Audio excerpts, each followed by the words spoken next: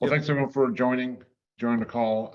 My name is Enrico Crispo. I am the Senior Manager of Talent within PECO's HR team.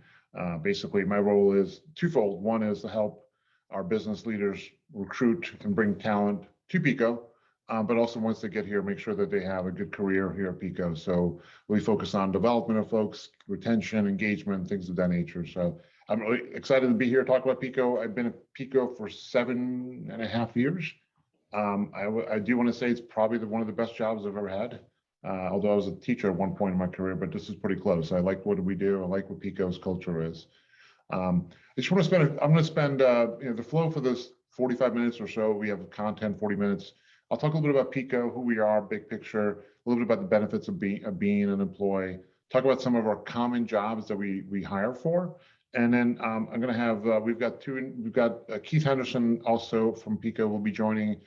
He leads a lot of workforce development. He'll talk about some of the jobs in the field and a little bit of his experience in that space, and so make sure people are aware what those look like. But there's other jobs.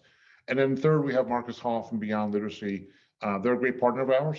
A lot of our jobs require passing some industry-specific exams. So we've been partnering with Beyond Literacy, and we've had, I want to say, almost a perfect pass rate for those students coming out of the Beyond Literacy program. So if you're interested, Marcus will talk a little more about what they do for our space. But just a little bit first about PECO and big picture. Probably a lot of you know, obviously PECO from electricity. We actually do both electric and gas in the suburbs. We are actually in 5 counties, right? Philadelphia is our biggest county, but biggest by numbers. But we also have lots of employees, lots of jobs in Bucks County, Montgomery County, Delaware County, Chester County, and actually a little bit in York County, which most people don't know about.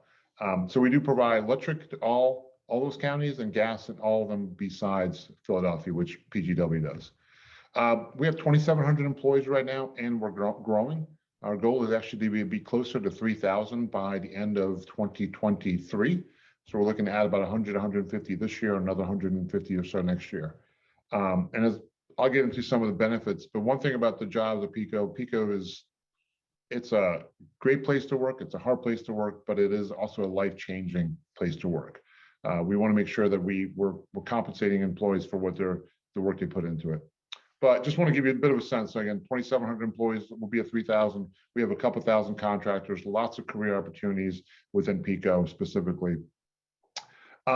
Next, I also think, we are the electric company. We're more than that though. We're lucky to be technically a regulated monopoly, right? No one else can bring you electricity, right? The state has said, PECO, you are the one who's going to distribute electricity to it. And because we have that right in our communities, we really want to make sure we're giving that back to the community. So we're really focused on what are we doing from a diversity perspective? What are we doing from inclusion? Are we representing our communities out there? And this is a journey we've been on and constantly working towards it. On this slide, just some of the things we've done, we've been recognized best place to work for women, Hispanic, LGBTQ, Black journals giving us awards. So we are constantly trying to be better at who we are and how we serve our communities and our employees as well. So this is maybe a little bit bragging, but I also love to show a couple other points of it's not just an award. Some of the things we've done internally to be good stewards of that. You don't have to read these. I'll just kind of point out a couple things. Back in 2016, we made a pledge to the White House. This is when Obama was still president, that we want to make sure that we are paying equitable. So we've been driving to make sure that men and women get paid the same salaries. I'm excited to say that as of last year, we are almost there. For every dollar a man makes, a woman makes 99 cents. So we're almost there. We're just 1 cent away from getting there. So we've been working towards that. That's a commitment to the community, commitment to our employees. We also implemented, pay leave. So every employee who has a baby can give 16 weeks pay leave. If you have a spouse or a partner, they get 8 weeks, and other benefits on top of that. We're committed to being a good employer for our employees. So those are 2 good examples of that commitment in place. Besides these 2 things, one thing about PECO, we are actually part of a larger company. We're part of Exelon, which is about 34,000 employees. So we're able to provide good benefits. These are some of them, to highlight, obviously, medical, dental, vision, life insurance, short-term, long-term disability, flexible spending accounts, so you can pay for your health pre-tax or transit pre-tax. We have a 401k for all employees. We have a nurse on site. We have a nurse on site. Pre-COVID, we did. Since COVID, we're kind of a little more flexible. We have stock purchase plans. So every employee can buy stocks at a discounted price. We have an EAP, so you need help with everything from childcare or legal help, or I want to admit that I actually called them when I needed to find a boarding for my dog. It's a great resource. This is all part of the benefits of being an employee. Tuition reimbursement, we pay $10,000 a year towards your bachelor's and $15,000 a year towards your master's if you want to pursue a degree. We have agreements with Bright Horizons where you can have backup childcare for free, paid by the company for up to, I think, 3 weeks. If you've got an emergency or your kid's school is closed, you can drop them off there. We have a lot of nice perks. You can see PECO sponsors a lot of things throughout the city, right? So we get some discounted tickets. We get access to some events. So there's lots of great benefits to being an employee. And this doesn't even get into the wages. And I don't want to get into specifics of wages, but the lowest we pay employees is $20 an hour. That's the lowest. And that's just a starting wage. Most of our jobs, most of our field jobs, our union jobs pay between $30 and $40, some of them $50 an hour, with a good amount of overtime if you're interested. So we are committed to making sure that people get the right benefits, the right environment, and are compensated for their work. And then those are just the dollars I threw out there are just for the hourly positions, which are the field jobs, the union jobs for the most part. There are jobs also that we, more traditional with your degrees, which are more set salaries. And again, we pay very competitive in the marketplace. But I just want to put up there, these are some of the jobs that we hire on a very regular basis. As I said, we're growing, so we're going to be adding more jobs in the space. I highlighted some on the left side for in blue that are actually currently we're posting for. If you're interested in call center, working in a call center, we are hiring. We usually hire between 75 and 100 people a year for the call center, and that's a great way to come in. And actually, a lot of folks move up and out of that organization into different parts of the company. We actually currently have a posting out there. If you're interested in customer consultant call center, we have a posting that's going to be up there for about another week. Please go online, take a look at that. We have also mechanics. So these are the folks that you see out there either on a truck, in a bucket truck, or maybe down in a manhole, or different types of mechanic roles. We're always posting for that. I believe there's one out there right now. There'll be another one up there in the next week. We have what's called classes or schools pretty much every quarter. So we're hiring 30 people every quarter in those jobs. Those are the physical field-based jobs. So take a look at those as well. And then if Keith gets on, we're going to talk about the helpers. This is one that's a new program we just started. Most of these field positions are apprentice jobs. So we don't want you to be an electrician. We're going to put you through our own school for 4 years and teach you everything you need to know. So that's also very important. For the helpers, actually, we want someone, it's really a pre-apprenticeship. So we want someone who's maybe an interest in the field. Who's got a high school degree, has the right energy. We'll bring them in, we'll show them what it means to be in the field, and actually they have about 2 years to get ready to become a field employee. So those are some of the jobs that are out there. Again, our commitment is to the community, is to represent the community. So we want to make sure that we are a good feeder of community jobs back to, jobs from us to the community. And those are some of the jobs we have there. Again, on the right side, if you've got a bachelor's degree and associate's degree, we're always hiring for drafters, engineers, business analysts. If you have your project management certification, we're always hiring project managers. And again, those are very well paying jobs in the company. I know we're taking Q&A at the end, but one thing I do ask is, and this will be in a recording, but you can do this, also do this on your own. Please, if you're interested in PECO, if you just want to see what's out there, go to our careers page. So if you go to careers.peco.com, you'll see, and then you'll see the page about our jobs. Actually take a look at what's out there. Again, we post almost every day, there's some posting out there. So keep an eye out there. In fact, what I always recommend for folks is if you go in there, and this is just a screenshot from my earlier last year, there's a little create job alert. If you click on that, and you can have the system send you an email every time there's a job posting. You can have it for any job that you want, or if you're interested in specific types of job, you can actually choose which areas, and it'll send you an email for just those jobs. So I think it's important, please go into the system, take a look, apply. As I mentioned in the previous slide here, I don't know where you are in education wise, we have plenty of jobs with just a high school GED, and then plenty of jobs also from an associate or bachelor's degree. Again, if you come in with a high school degree, you also always have the opportunity for tuition reimbursement and continued growth through the company. And we don't need you to be an expert in these things. We will teach you everything you need to know for the field jobs. We actually want someone who just has the right attitude and the right aptitude, and then we'll teach them the way we do things up here at PECO. So a little bit about, again, overview of PECO, growing opportunities, large company, great benefits. We want to be hiring from the community as much as possible. Philadelphia is a key, obviously important place for us. Take a look at this website, create a job alert, get feedback, get the tool to send you those regular emails, and that's going to be important. So that's my first part of the presentation. Joe, I don't know if Keith is on. Yeah, I think I saw him come across. Okay. So then I'd like to pass it to Keith Henderson. Keith Henderson is part of our workforce development team. He'll tell you more about himself and his experience. He's got a great background in what we do here at PECO. Talk about some of the opportunities here at PECO, and then we'll pass it to Marcus over at Beyond Literacy. So let me stop sharing, and then maybe pass it to Keith.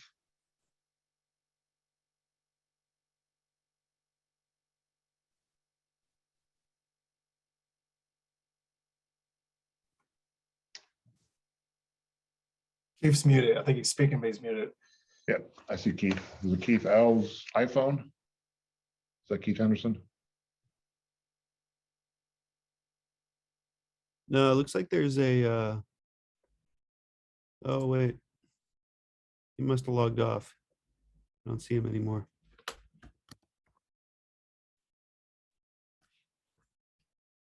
No, the meeting ID is on there. So good morning. Can you guys hear me? Yes. Recording in progress.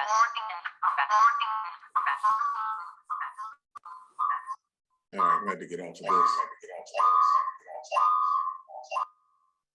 right, here we go. I had to get on my my mobile phone. So Keith Henderson, good morning. As Enrico said, we had a great program called the helper program. I actually had one of the helpers on the other line. I was trying to get my helper onto the call. We thought this was a Teams call. He was trying to get in on the Zoom call now. But yeah, it's a great program. As Enrico stated, we don't really look for someone that has experience. We will teach you what you need to know. We just need someone that's open to feedback, willing to learn, is a hard worker, can be on time, and wants to make a lot of money. So these are positions that once you pass the entry-level testing and then our assessments, our physical assessments, where you show that you can utilize tools or can demonstrate that you have the ability to utilize tools, you're set for a great career. And this is something that the 16 individuals that we just hired back in October, they're learning that now. They are spread out through our gas department, our underground department, our aerial department, and our transmission and substations department. So they're in the second phase of the program. They graduated on January 7th. They did 3 months of extensive training, and they rotated through those different departments. They got an opportunity last month to choose where they wanted to go. They have been there for about a month now, and they're starting to see what these jobs are about. They've gotten the ability to pass the CAS test. They've gotten the ability to pass the AMO test, and that sets them up to apply for anything that we have. Again, Enrico stated it was a 24-month program, but we want you to move from the program as soon as possible. As soon as we have jobs that post in the field, we expect you to apply for those positions and be ready to take those jobs. Once we get down to 8 individuals left in the program, then we look to rehire again. Again, this is a pre-apprenticeship program. We made it entry level on purpose, just so that we could capture folks that had no experience at all. We had 3 individuals that did not have driver's licenses. 1 did obtain her driver's license, and the other 2 did obtain their driver's permits. So you have 9 months to get your driver's license if you don't have your driver's license. The other thing we're looking for is honest individuals. When you apply for the position, there will be a background check. And if you're not honest with things that are in your background, you're going to pretty much shoot yourself in the foot. This is a great program and a great opportunity to get involved in a career that will set you up for life-changing income. And in some cases, we've had individuals in the program that just purchased vehicles. Again, the starting salary was $20 an hour. I know they just got a raise about 3 weeks ago, so they're up to almost $21 an hour. And I've gotten calls from 3 car dealerships verifying their employment. So they're already changing the landscape of where they come from. They're changing the local economy by adding to it. But just a great opportunity to get in on the ground floor and learn more, and then move throughout the company. You don't necessarily have to stay in those particular fields. You can apply for any job that you see that you feel that you're qualified for in the company. Any questions? Keith, I think we'll take questions at the end. I think, do you have Nasir on the phone with you? Is that who's joining from the helper program? I had David. He's still on. He's still trying to click on the link, but it won't allow him to come on. I'm working with him still. All right. So why don't we do? We're going to pass it over to Marcus here in a second, and then we'll see if we can come back, and then we'll take Q&A also at the end. I do want to mention, so Keith, I mean, thanks for mentioning the test. We do have, we're a large company, so we have some processes you got to go through when you apply, right? So to get a job. So first is obviously apply online. So that's why I pointed you to the career website. Go online, keep an eye out for the jobs. If you're interested right now in customer consultant and so forth, apply. First step, obviously. Second, make sure you got a pretty decent resume. We want to make sure we see, we're not looking for tons of experience. We're looking more of that someone who's worked hard, has been focused on it. So be honest and upfront, but have a decent resume if you can. I will say one of the biggest barriers for us that we're trying to work through, and that's why we partner with Beyond Literacy, we do have industry-specific tests that most of our field jobs have to pass. And they're really, again, they're not testing you whether or not you know how electricity works. We'll teach you all that. It's more about the aptitude, the fundamental math, things that you're going to have to be able to do when you're out in the field from a safety perspective, especially, right? This is a dangerous job. So we want to make sure you can understand sort of how fractions, and you can read through content pretty effectively. So that is a barrier. Usually only about 40–50% of people who take those tests pass. But if you tap into what Marcus is going to talk about, we've seen a much higher rate of people passing that test to get into the job. So that's the next step. You apply, good resume, pass the test, and then we bring you in for a physical assessment. It's really just, are you comfortable with your hands? We'll show you what we need you to do, how to change out a particular tool, and then we'll see if you can pick that up and be comfortable with it. Again, we don't need you to be an expert. We need you to be comfortable with it, or comfortable going up a ladder. And then we do an interview. We want to know, again, your personality. What's your mindset? Once you do all things, then you do get the job. Then you move on to actually getting the job. So it is a bit of a process, but we're a large company. Some of these jobs, we have 400 or 500 applicants to get to 20 extra positions. So we've got to go through the funnel. And lastly, there's that background check. We will be as flexible as we can be within the laws that we have to follow, but we want to make sure that you're transparent. If you don't tell us something on the application and we come back later and we find something else out, technically that we can't move forward. But we work with individuals with criminal backgrounds. As long as they're honest and it's not something that's going to impede their job, that's not a problem. We work around that with the employee if they're upfront about it. So that's very important. But again, so those are the processes: applying, have good resume, pass whatever test is appropriate, come in for hands-on and an interview, pass the background check, and then you've got a life-changing career. If you're interested in those jobs, the field jobs, that's where Marcus and Beyond Literacy is here. So we'll pass it over to Marcus, talk a little bit about what Beyond Literacy does and some of the programs. Marcus? Thanks, Enrico. I'm just going to share my screen. Good morning, everyone, again. And thank you, Enrico, for inviting us to participate in this presentation. I do have some slides here and just want to, again, spend this time just to be able to explain a little bit about what Beyond Literacy is and the class that we have currently in place to prepare folks for this construction skill trade assessment that Enrico mentioned. We've been working with PECO for a number of months at this point. It's been a great partnership, great relationship.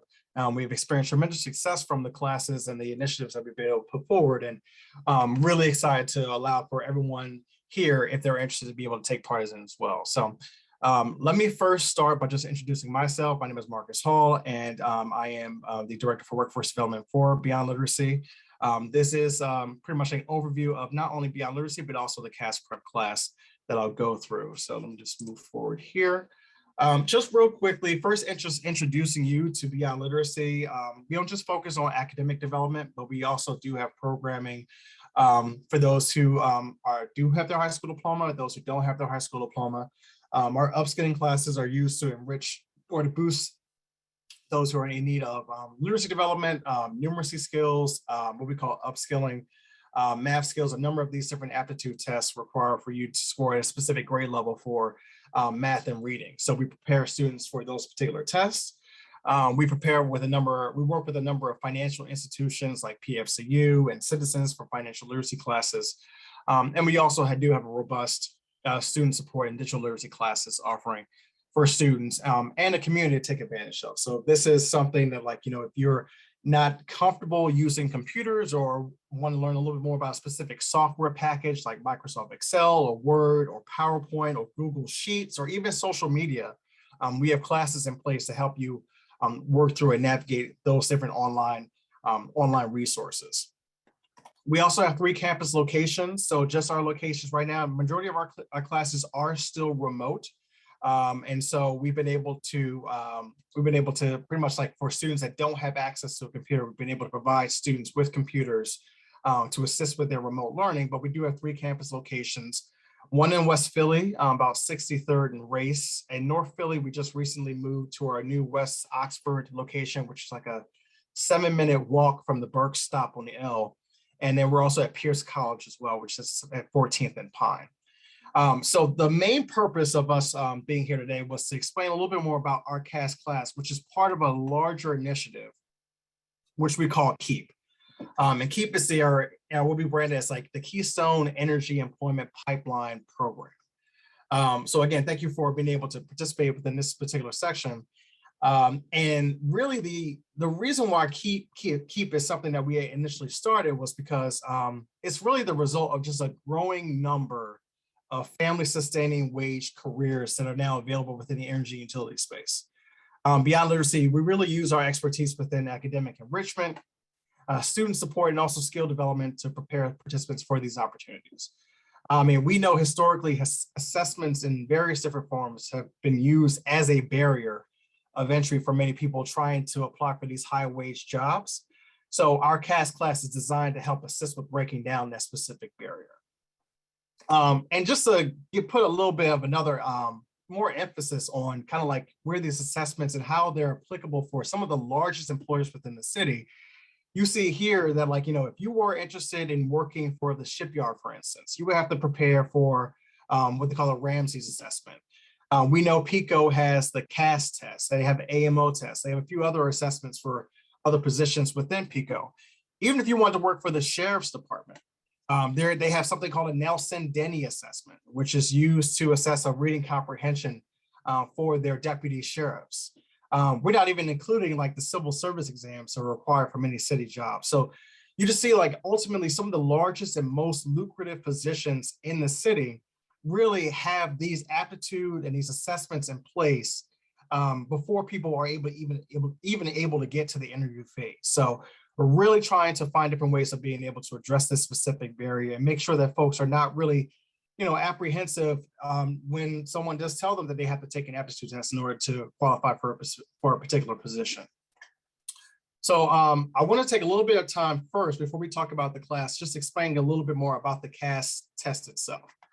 So just some basic information. The exam is primarily taken as part of an application process for employment at a large construction, energy, utility company. However, like a high score can also be a great way to bolster your resume if you were to serve like an independent contractor or to work with some of the contractors that ultimately work with PECO as well. There are a number of jobs that fall under construction and skilled trade. They include carpenters, plumbers, welders, roofers, electrical repairmen, HVAC technicians, among many others. And success on the exam pretty much is designed to indicate whether your ability to read with understanding, make quick mechanical calculations, solve basic math problems, and also perform calculations using your basic arithmetic operations like adding, subtracting, multiplying, and dividing. The test itself is divided into 4 sections: reading comprehension, mechanical concepts, mathematical usage, and graphic arithmetic. The mechanical concept section consists of 44 questions, and it has to be answered within 20 minutes. The graphic arithmetic section of the exam consists of 16 questions, which must be completed in 30 minutes. Reading comprehension is about 32 questions. There's generally about 4 long passages of text, and these questions have to be completed within 30 minutes. And then the mathematical usage consists of 18 questions, which have to be completed in 7 minutes. So you can see, generally these are like, you do not have a lot of time for that last section. They're questions that are very much so giving you a problem, numerical problem. Really, it's your design to just use the operation, use your calculator to answer the question, which obviously, like I said, you do not have a lot of time for any of these questions. All the questions are multiple choice. There is no penalty for wrong answers on the assessment.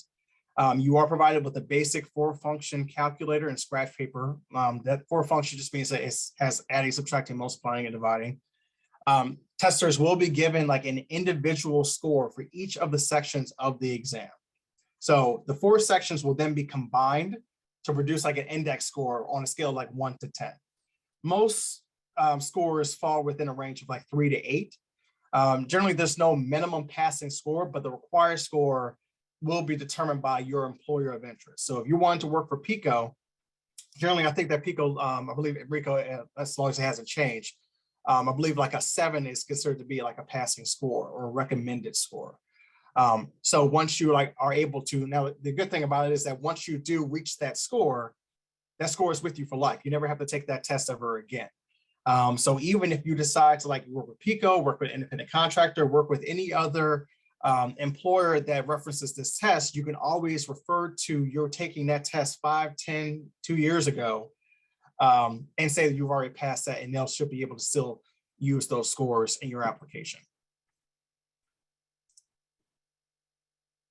So talking a little bit about the class itself, like after all that information, hopefully we weren't there to terrify you, but essentially help you be open to the opportunity to joining our class and adding this particular achievement to your resume. Because I think that we've, despite everything that you've been told, the questions, the time, the materials, we've experienced tremendous success in terms of preparing people for this particular assessment. So some specifics about the class: we do meet Monday and Wednesday evenings from 5:30 to 7:30. The class is for 8 weeks long. Once you do complete those 8 weeks, if for some reason you don't pass the test, then it's not pretty much like you're done. Essentially, you can continue to work with the cohort and continue working with the class until you do finish that actual exam.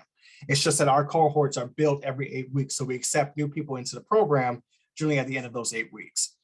Our instructors have spent a significant amount of time collecting resources, creating resources, building resources to really assist participants with preparation for this assessment. And as Rico mentioned, we've experienced tremendous success preparing students for this assessment. And so to emphasize this, I do want to highlight 2 really big numbers for you. So the first number is 100%. So essentially every student, so we're entering into our 4th cohort right now. For all the students that have been recommended to take the test and have actually sat for the test, all of them have received a recommended score on the assessment. And that's not to say that everyone who's come into the program has sat for the assessment. We have we have built a number of exercises and activities throughout the course of these 8 weeks that we have a really good system in place for knowing whether or not a student is ready to take that test. And if the student is not ready to take that test, we know exactly what areas we need to emphasize, even at the end of those 8 weeks, another cohort, or during that process of those 8 weeks to really get you to where you need to be. Also, another big number is that there's no cost. So thanks to the generosity of PECO, we've been able to have this class. We've been able to, the class is completely free to students. There are no, and that also includes the entry exam fees as well. So we don't pass along any cost to the student. We provide the materials, we provide access to the online resources, the online portals. As long as you have access to a computer and internet access, you're able to log into the remote learning center. And even if you don't, we have computers that are available that you may be able to access in order for you to be able to log into the class as well. So we're really proud of this particular program, really consistently bringing in new applicants. If anyone that is interested, you can feel free to reach out to me directly. I'll put my contact information in the chat box so everyone can have it. And we'll also send out this flyer. The flyer just has our contact information, email address where you can always reach out to if you're interested in joining the class. I know there's Q&A afterwards. So if there's anything you want me to go back and talk about a little bit more, we can do so during the Q&A. But obviously, thank you again for allowing me to present here. And like I said, I'll put my contact information in the chat box. And if there's any questions, we can definitely address them during the Q&A section. Thanks, Marcus. Thanks for the presentation, and thanks for the partnership and great success. Let me, we want to jump to Q&A, but first I do want to give back to Keith to introduce one of our helpers for their experience. Keith? Yeah, David, are you there? Recording in progress. David Are you there, Garcia? David? Is Hold it on one second. David Garcia? All right, I'm good now. there- The host there's had to David. unmute me. Yeah, I'm here. Can you hear me? Yes. Hey, Keith? good morning, everyone. Yep. Good morning, David. Keith, you want to introduce David? Sure. So on the line, we have David Garcia. He is one of our 16 helpers that completed the first phase of our helper program. And he is being very successful, making money. I'm sure he can tell you about how much. And he is working in our area alliance group at G and Luzerne in Philadelphia. So David, can you give everyone on the call a brief overview of how you found out about the position and what your experience was like the last, I guess we could say the last 4 months now. We can talk about the 3 months and January. Sure. So good morning, everyone again. My name is David. I'm 27. So I coach flag football in the Kensington area of Philadelphia. That's where I grew up. So the opportunity was given to some of my players on our football team through a community partner called Timoteo Sports. I had interest in it. I asked if it was only for the kids. Obviously they said no. So I gave it a shot. I thought to myself, PECO sounds interesting. It's electric. It seems interesting. So I gave it a chance. But as I got in our first day, I would never forget our first day because everyone was just super excited to see us. And just like the greeting was like none other. And to this day, I still remember it. You'll never forget it. So we started off the program and just knowing that it's PECO. So, initially we'll do our rotations. So I went through gas, I went through TNS, I went through OHT, what else? Aerial line and underground. I would say the experience between all of them, you can't get that nowhere else. Like there's people in PECO that don't know what TNS does. They don't know what the gas side does, and I have that unique perspective to know what they do. So that's very interesting because as I talk to linemen now, they're like, "Oh man, I don't know what these gas guys do," and I have a understanding on it. But I would say that the main thing is just kind of learning as you go, and I think that was the most exciting part, was just learning different stuff, and trying to figure out the different jobs. Obviously, as Keith mentioned, I picked aerial lines. That's the most thing that I was interested in, just because I feel like the aerial linemen do a little bit of everything. we're out here, we're digging with jackhammers, we're shoveling, digging holes, putting poles in the ground. They're working on the lines. Obviously, I can't get in the bucket. I'm not qualified for that yet. But you know, my aspirations is to do that one day. But GNL is my neighborhood. I grew up there all my life, so it's kind of exciting to be able to bring electricity to my own neighborhood. And in terms of, I want to say for Beyond Literacy, for me, that was the most help I've ever gotten for a test prep. Even that's including in high school. I just want to shout out Lindsay. She really helped us a lot. Just with the test prep, just different strategies on how to use them, when to use them, the different sections. They really helped a lot. I failed the test, but I can proudly say that I now passed the CAS test, so I never had to take it again, and I'm eligible to pick whatever career field I choose to do. I'm sorry if that was a lot, Keith. That was great, David. Thank you. Yeah, and Thanks, Dave. Yeah, we're excited. I mean, this is just the beginning for David's career here at PECO, so we're excited for that. Joe, before I pass it to you, I know there's been a few questions on the chat, and I've been trying to answer them. I think there was three general areas. So one is about age. You do need to be 18 years old for pretty much every one of our jobs, unless you decide to pursue one of our summer internship jobs, but those are going to be through PYN. So 18 years old when you start. You can apply at 17, but you got to be 18 when you actually start. Driver's license. So we have office jobs and we have field jobs. So the office jobs, which is also our customer consultants, our care center, you don't need a driver's license. There's nothing required there. For the field jobs, if you go through the helper program, you don't need a driver's license up right away, but you do need to get it within 9 months. If you just go directly to a mechanic's job in the field, those do require a driver's license. Because you'll be driving trucks, you'll be carrying, and so forth. So that's part of it. In fact, you'll have to get your commercial license as well. So driver's license only for the field positions, but not the helpers. The third item was there was a question around sort of criminal background checks, right? So there isn't a set policy as what is out, what is in. Generally, I will tell you though, if you're applying for a field position and if you have a suspended license, that's going to be a barrier, right? You got to be able to drive. So that's one thing. It's not technically part of your criminal record, but violent crimes, we will do a deep dive to see what that looks like. And also if you're applying for some roles where you may be going to people's homes, if you've got some robbery, things of that nature, that becomes a barrier because you're going to be going into people's homes. But generally, the biggest thing I always tell people is put it, tell us you've got something and then we'll try to work with you. As long as it's not a limiting factor to the job, we try to make it work for the employees. So I will say that's important.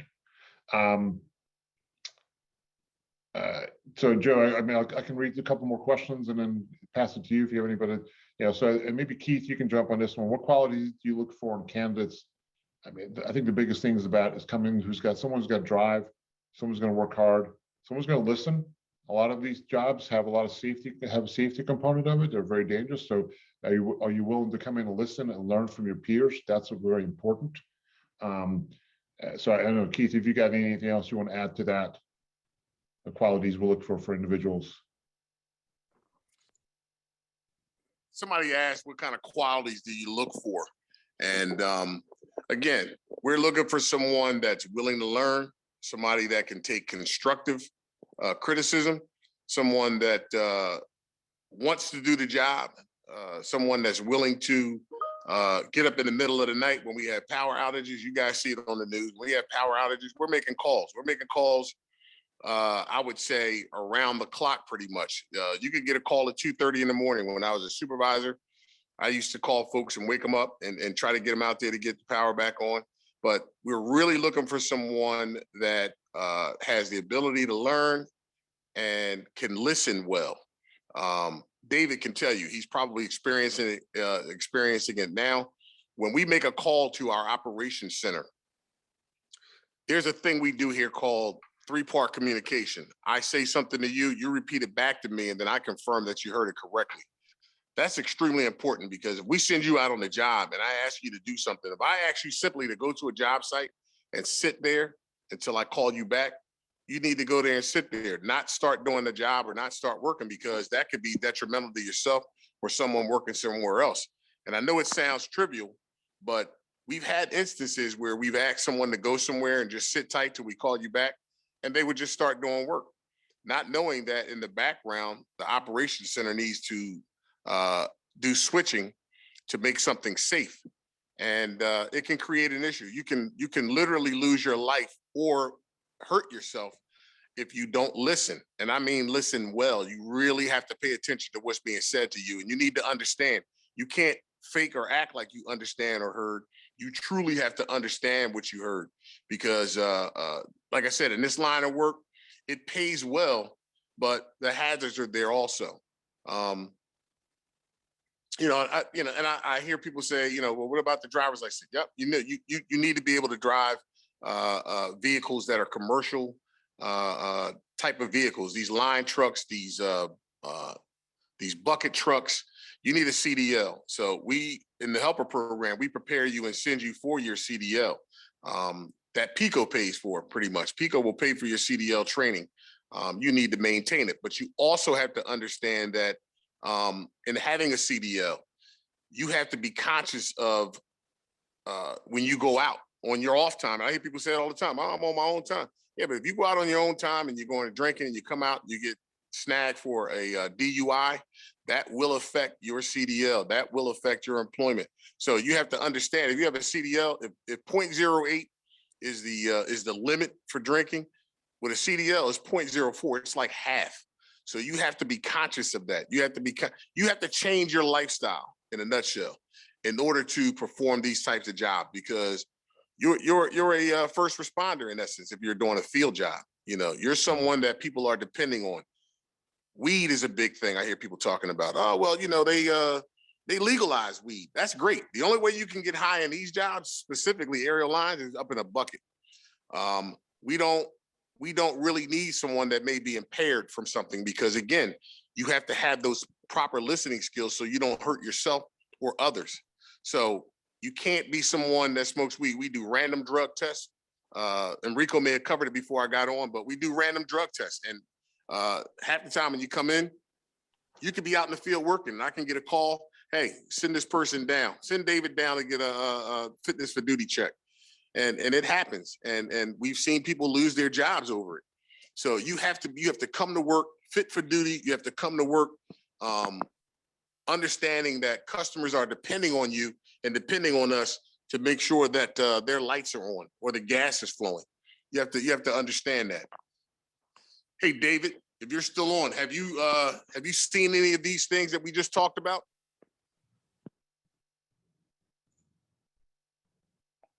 Yeah, I've seen it. I've seen a couple fitness for duties in the mornings. Supervisor comes out. Yeah, you got a fitness for duty today. You have to go down to the MOB, take the fitness for duty. I've seen that. I've also, you touched on the call outs with people going out at any hours of the night. I've heard of that too. Sometimes a week straight. So it's really demanding in that aspect. I heard someone ask how demanding it is. I mean, you kind of have to change your lifestyle and just dedicate your life to it. But you're compensated very well for it. So in my opinion, I feel like it's very well worth it. Yeah, I agree. Thanks for that, David. Yeah, you have to be dependable. You really have to be dependable. And again, you have to be willing to change your lifestyle. I've spoken to some of the young folks in our program and mentioned to them, you don't want to let people know what kind of money you make. You don't want to be flashy and do things in your community where people think that you're going to be a mark. These are realities. These are things that you really have to think about because it could create a problem for you. So if you're someone that is willing to listen, willing to learn, can take constructive criticism. I mean, I used to hear a lot of young folks when you ask them something or tell them something, the first response you would get is, I know, you don't know. And David knows my favorite saying, you don't know what you don't know. So you can't say you know, you just have to listen. You have to be able to humble yourself. And you have to be willing to learn. I can't say that enough. You have to humble yourself, be willing to learn, and be able to take constructive criticism. If your feelings get hurt real quickly in the heat of the moment when people are trying to get 2,000 people back on, then it might not be for you. Because again, these jobs are very demanding, but the pay is worth it. It's absolutely worth it. So if you don't want to go to college now, and then you say to yourself later when you're doing the job, hey, you know what? I think I want to go back to school and get my degree. You will have the opportunity to go back and get your degree, no student loans, because the money that you're going to make, you're going to be able to pay for those credits. And you're going to be well ahead of some of your peers that went to school before you, because you won't have those student loans hanging over your head. You'll be able to pay for that stuff. So, you know, it's demanding, but it's also rewarding at the same time. Thanks, Keith. And thanks, David. Joe, Keith, if you're, I'm I can curious, answer some Keith, of the are you questions on talking chat about? here. Oh, sorry. Go, Joe. Keith, are you talking specifically about field jobs with all this, or does this apply to the customer service jobs and the desk jobs as well? Well, kind of both. Physically, yes, for the field jobs, but if you're a call taker, there's sometimes you may be required to stay as well, but it's not as physical as the field jobs. But correct me if I'm wrong, Enrico, they still have fitness for duty. You have to be someone that the company can count on at any time they call you in. Yeah, obviously the physical part of it is going to be the ones in the field. For the call center, customer consultant, there still are fitness for duty required. It's a federal rule, so you could get tested for drugs. The non-union office jobs, not as much, unless you have a safety sensitive job, right? Anybody that has impact where they can turn impact power, working with power, we have to make sure that you're always ready for that job, right? Because people's lives are your life, other people's lives are potentially in your hands. So those have the fitness for duty requirements, the drug-free requirements. Peace, Joe. Great, thank you. There's a few more questions in the chat, so I'll do some easy ones. So remote work was one of the questions. So again, we've got field positions, obviously. Those still in the field, that hasn't changed. The back office, the office positions right now, we've been working virtually for the most part, most roles since COVID started. And our goal is to continue to do some of that once COVID sort of settles down a little bit. So most people will be, we don't do all remote. We'll probably do a virtual combination, a hybrid, where you may be in the office a day or two a week and you can work at home a couple of days a week, except for the field. Again, field are always going to be there. That doesn't change anything. There was a question about pay, and it's a big question, so it's hard to answer, but I will tell you, the office positions are more of what I do, more traditionally. Now Keith is actually in this, I've got a college degree, I got a master's, and I'm in the office, I'm doing that kind of work. I will say, people in the field make as much as I do or more than I do in some cases. So actually we pay well across the board, but there's some variance, but we do pay extremely well across the entire board of all the jobs we offer. I think there was another question about the SASS test. That is one of the tests for the call center. It's really more about typing skills and multitasking. It's a little bit higher. We have much higher pass rates, so it's not something we do beyond literacy. It's basically, if you got a job, could you work with a computer comfortably? We do have that test out there. We got about 80% of the people, 85% of them pass the test. So it's not as demanding as a CAS one that you may do. Another question on here about the job link pointing to Exelon. That's correct. PECO is one company within the Exelon umbrella. Exelon has 6 different utility companies. PECO is just one of them. We also have Atlantic City Electric, Baltimore Gas and Electric, Delmarva, PEPCO in DC, and ComEd in Chicago. So if you may see Exelon in my presentation or websites, because we're part of a larger company. So that's why you may see that piece there. There's also a question about disabilities. So if you're applying for an office job, that is not, we have all 88, so we work to make sure that our work is able to work around your disabilities. Disability may be a factor though for the field positions, right? Can you accomplish the needs of the job? If your disability impacts that, you may not be able to qualify for the job. But office jobs is we try to work with all of our applicants in that process. I will say though, if you are looking for field and it's a learning disability, all the tests you can apply for accommodations for a test to get additional time and things of that nature to pass the test. That's a learning versus a physical disability. Trying to think of other questions that I see on the chat here. Opportunities for 4-year degrees, lots of opportunities. A business analyst is a job that we post a lot, and that's an entry-level position. We also have contract manager positions. We have project manager positions, lots of engineering positions, supervisor roles that you could get with a 4 degree or not. So again, that's where you want to keep an eye on the website for all the different jobs that we have.